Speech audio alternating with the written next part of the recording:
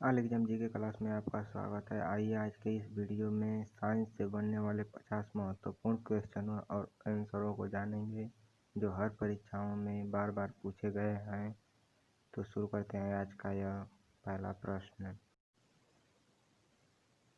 पहला प्रश्न है, परमाणु के नाभिक में होते हैं तो ये होते हैं प्रोटॉन व न्यूट्रॉन। दूसरा प्रश्न है, न्यूट्रॉन की खोज की थी तो ये की थी चार्विक ने। अगला प्रश्न है, परमाणु क्रमांक किसे कहते हैं? तो परमाणु क्रमांक नाभिक में उपस्थित प्रोटॉनों की संख्या को कहते हैं। अगला प्रश्न है, नाभिक का आकार होता है तो 10⁻⁻15 मीटर। पॉजिट्रॉन की खोज किसने की थी? तो ये की थी एंडरसन ने। अगला प्रश्न है, हाइड्रोजन परमाणु के न्यूक्लियस में प्रोटॉनों की संख्या कितनी होती है? तो प्रोटॉनों की संख्या 1 होती है। सातवां प्रश्न है, इलेक्ट्रॉन की खोज की थी थॉमसन ने। अगला प्रश्न है, इलेक्ट्रॉन वहन करता है 1 यूनिट ऋणावेश। अगला प्रश्न है, ऐसे परमाणु जिनके परमाणु क्रमांक समान परंतु परमाणु द्रव्यमान भिन्न भिन्न होते हैं समस्थानिक कहलाते हैं। अगला प्रश्न है, समस्थानिक गुण पाए जाते हैं तो ये पाए जाते हैं तत्वों में एक भारी नाभिक के 2 हल्के नाभिकों में टूटने की प्रक्रिया को कहते हैं नाभिकीय विखंडन। अगला प्रश्न है, 2 हल्के नाभिक मिलकर भारी नाभिक का निर्माण करते हैं तो इस प्रक्रिया को कहते हैं नाभिकीय संलयन। परमाणु बम का सिद्धांत आधारित है नाभिकीय विखंडन पर। अगला प्रश्न है, रेडियो सक्रिय पदार्थ उत्सर्जित करता है तो ये करता है अल्फा बीटा गामा किरण। अगला प्रश्न है, नाभिक रिएक्टर में निम्नलिखित में से किसे मंदक के रूप में प्रयोग किया जाता है? तो ग्रेफाइट को मंदक के रूप में प्रयोग किया जाता है। अगला प्रश्न है,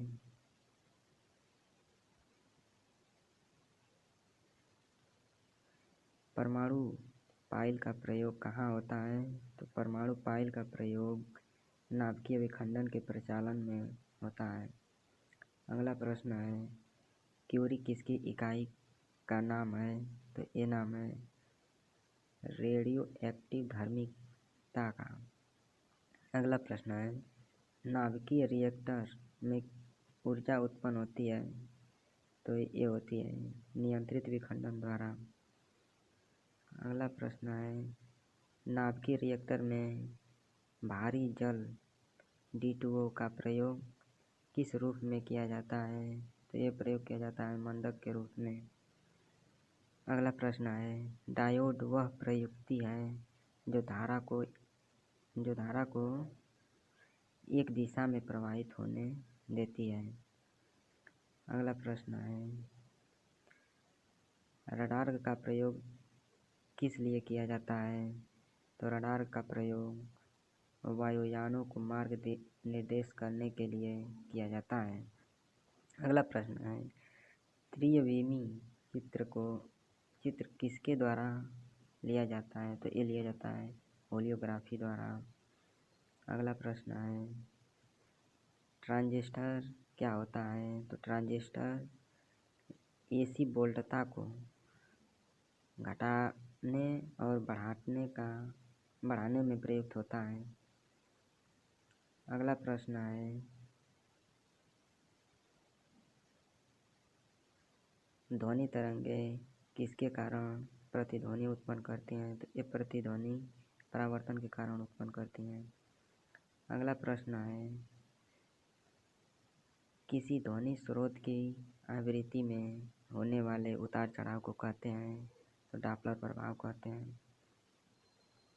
अगला प्रश्न है, पास आती हुई रेलगाड़ी की सीटी की आवृत्ति बढ़ती जाती है, ऐसा किस परिघटना के कारण होता है?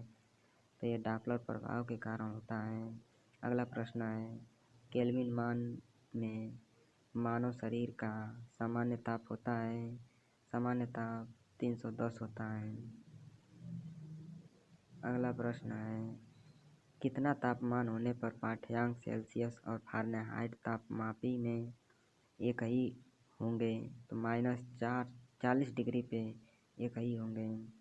अगला प्रश्न है, न्यूनतम संभव ताप है, तो ये होता है 273 डिग्री सेल्सियस।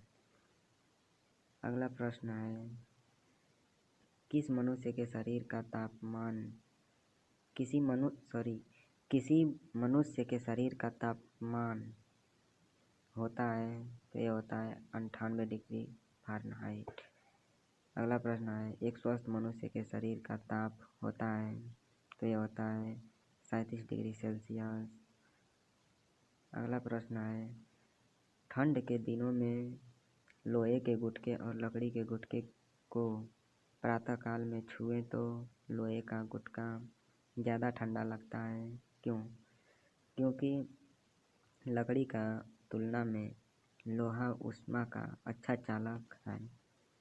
अगला प्रश्न है,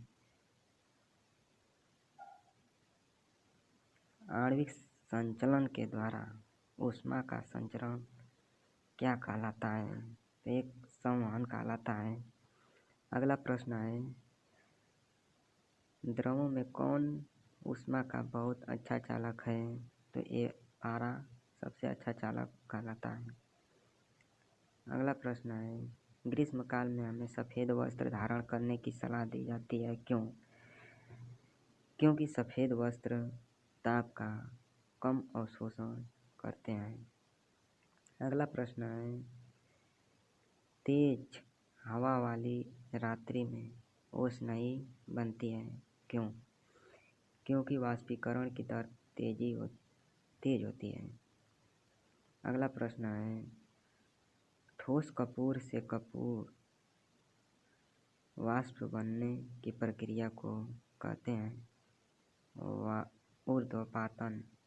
अगला प्रश्न है, किसी द्रव का उसके क्वथनांक से पूर्व उसके वाष्प में बदलने की प्रक्रिया को क्या कहते हैं? तो वाष्पीकरण कहते हैं।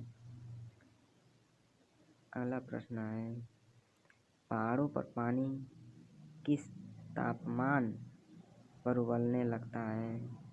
तो ये 100 डिग्री सेल्सियस से कम पर ही उबलने लगता है। अगला प्रश्न है, भाप से हाथ अधिक जलता है अपेक्षाकृत उबलते जल से, क्योंकि भाप में गुप्त ऊष्मा होती है। अगला प्रश्न है, ऊष्मागतिकी का प्रथम नियम किस अवधारणा की पुष्टि करता है? तो ये पुष्टि करता है ऊर्जा संरक्षण का। अगला प्रश्न है, प्रकाश तरंग किस प्रकार की तरंग है? तो ये अनुप्रस्थ तरंग है। अगला प्रश्न है, प्रकाश विकिरण की प्रकृति होती है? तो ये होती है तरंग एवं कण दोनों के समान। अगला प्रश्न है, माध्यम के तापमान में वृद्धि के साथ प्रकाश की गति बढ़ती है। अगला प्रश्न है, प्रकाश की गति होती है, तो ये होती है 3 × 10⁸ मीटर प्रति सेकेंड। अगला प्रश्न है, सूर्य ग्रहण कब लगता है? तो ये जब चंद्रमा सूर्य और पृथ्वी के बीच आ जाती है तब लगता है। अगला प्रश्न है, चंद्र ग्रहण घटित होता है? तो ये होता है पूर्णिमा के दिन। अगला प्रश्न है और आखिरी, किस गुणधर्म के कारण पानी से भरे बर्तन में डुबाई गई छड़ी मुड़ी हुई प्रतीत होती है? तो अपवर्तन के कारण। यदि वीडियो पसंद आया हो तो चैनल को सब्सक्राइब करें, यह बिल्कुल फ्री है। फिर मिलेंगे अगले वीडियो में। जय हिंद, जय भारत।